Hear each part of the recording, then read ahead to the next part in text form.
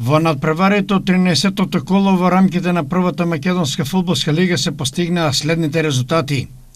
Реново Шкупи 1:0, Брегалница Вардар 0:1, Работички Пелиштер 0:1, Македонија Ѓорче Петров Силекс 1:1 и победа Шкендија 1:2.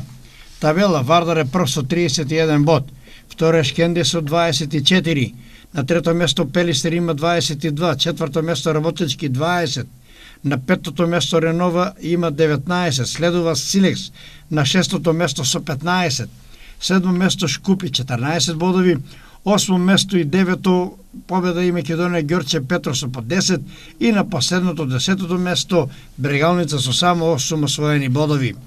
Веднаш понад преварот во Кочани, во просториите на фудбалскиот клуб Брегалница, се одржа пресконференција на која се донесува некои нови одлуки.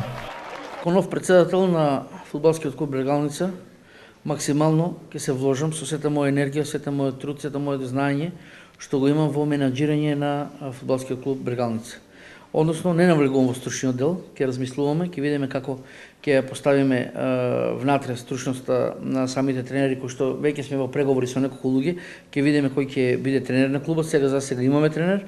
Меѓутоа во преговори сме со некои луѓе што ќе го преземат клубот и наша основна цел ќе биде да Брегалница доаѓам во многу тежок момент и се надевам дека ќе успееме да останеме во првата лига. Основна цел ќе ни биде да успееме да останеме во првата лига, бидејќи сами знаете дека се наоѓаме на последното место, меѓутоа со труд, со максимален труд, прво со поддршка на сите фудбалери, фудбалерите се за мене најбитни, потоа со поддршка заедно со извршниот директор на фудбалскиот клуб Брегалница, заедно со Санто, со целокупниот потенцијал кој што го имаме, се надевам дека ќе успееме да останеме во прва лига.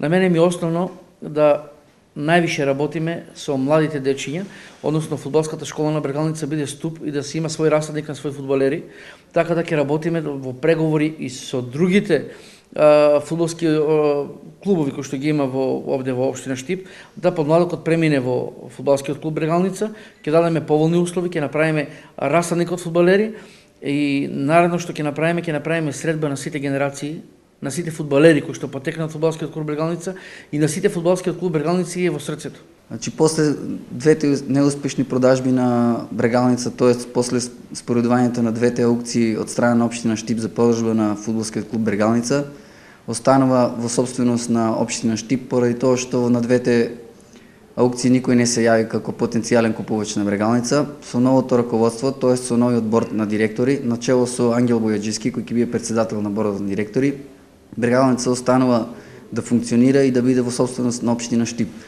Понатаму кој ќе се преземат мерки, ќе каже самиот председател, кој веќе нагласи некој и ќе се надеваме дека Брегалница ќе извадиме од оваа фудбалска криза и ќе продолжиме да функционираме безпрекорно понатаму. Според мене ова е едно добро решение, пред се во поглед каде што веќе фудбалерите ќе знаат лично со кого си имат работа, значи ќе знаат на што се.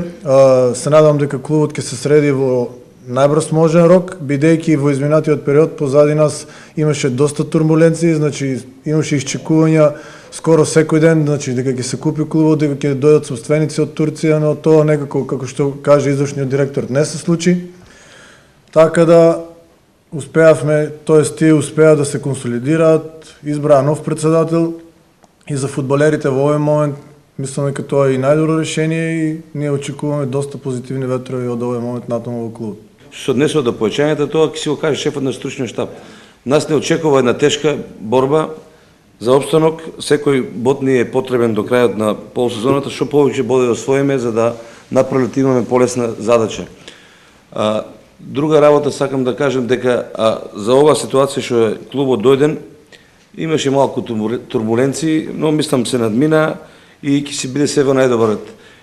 Што дали фали публиката многу фали, ова ни е втора година што играме таму, мислам дека тоа е еден голем хендикеп за нас и мислам дека председателот ќе овозможи услови до 20 да се играат над преварот со победа овде во Штип. Сите сили ќе бидат сконцентрирани стадионот да биде способен за да последните неколку кола Брегалница ги одигра на градски во Штип. Меѓу останатото, предвидено е санација на постоечката соблекувална со надграба на спрат, во кој би биле простори за сместување на самите играчи, како и изградба на трибината. Како термин за одигрување на прв надпревар по 2-годишна екскурзија во Кочани, се предвидува тоа да биде на 20 ноември, на средбата Брегалница Победа.